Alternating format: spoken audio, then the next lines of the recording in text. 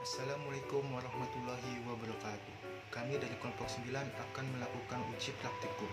Sebelumnya memperkenalkan nama anggota kelompok kami, yaitu Muhammad Rafli Putra, Rafli Akmal, Sarah Salsabila, dan Salma Najwa. Pengertian pemantulan cahaya. Pemantulan cahaya adalah proses perubahan arah rambat cahaya ke sisi medium asalnya. Setelah menumbuk antarmuka dua medium, secara sederhana, pemantulan cahaya adalah proses terpancarnya kembali cahaya dari permukaan benda yang terkena cahaya. Ditinjau dari segi arah sinar pantul atau bentuk permukaan benda, dia memantulkan cahaya. Terdapat dua jenis pemantulan, yaitu satu pemantulan teratur, dua pemantulan difus. Saya Salma Najwa Kamila, absen 34. Jadi pengertian pembiasan cahaya yaitu merupakan peristiwa perubahan arah rambat cahaya ketika berpindah dari satu medium ke medium lain yang kerapatan optiknya berbeda. Pengertian dispersi cahaya. Dispersi adalah peristiwa penguraian cahaya polikromatik menjadi cahaya-cahaya monokromatik pada prisma lewat pembiasan atau pembelokan. Hal ini membuktikan bahwa cahaya putih terdiri dari harmonisasi berbagai cahaya warna dengan berbeda-beda panjang gelombang. Salah satu contoh dispersi cahaya yaitu peristiwa terjadinya pelangi.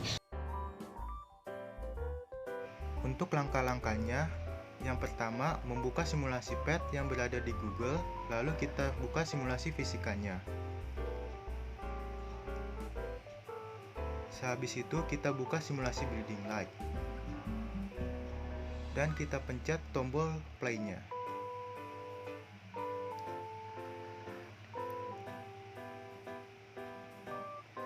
Untuk praktikum yang pertama, kita buka percobaan lainnya. Caranya kita klik laser, lalu kita memakai busur bulat untuk mengetahui derajat sinar datang dan sinar pantulnya. Lalu kita sesuaikan medium 1 dan medium 2 yang sesuai dengan tabel praktikum.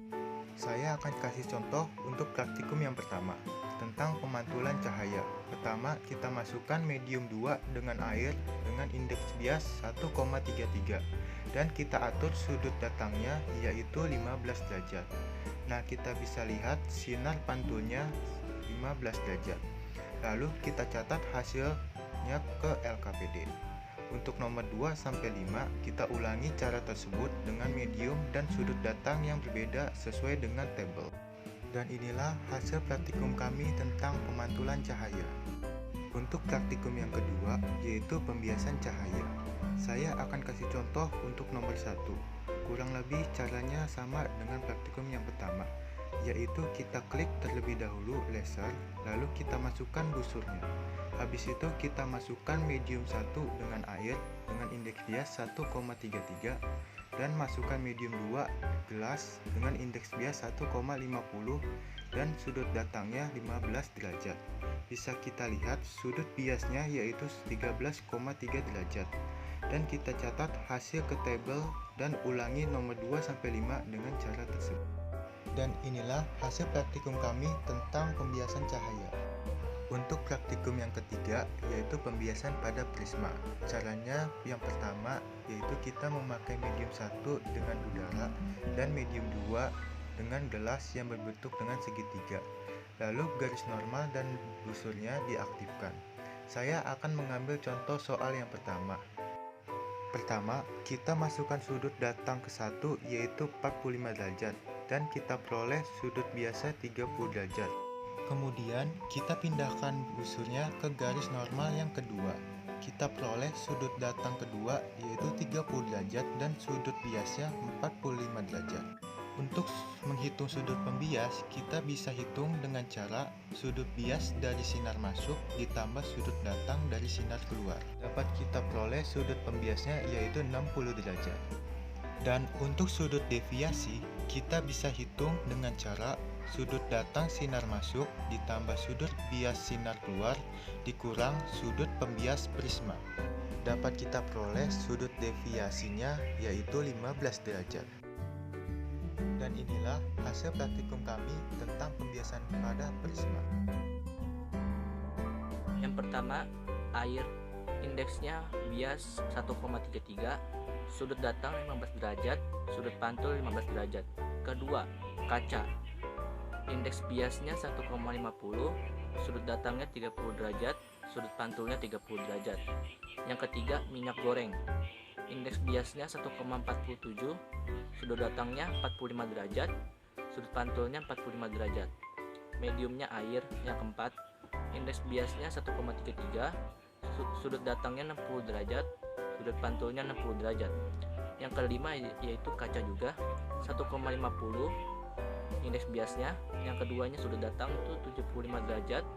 Yang ketiga sudut pantul yaitu 75 derajat. Percobaan ini sesuai dengan hukum pemantulan Stevinus, yaitu besarnya sudut datang sama dengan sudut pantul.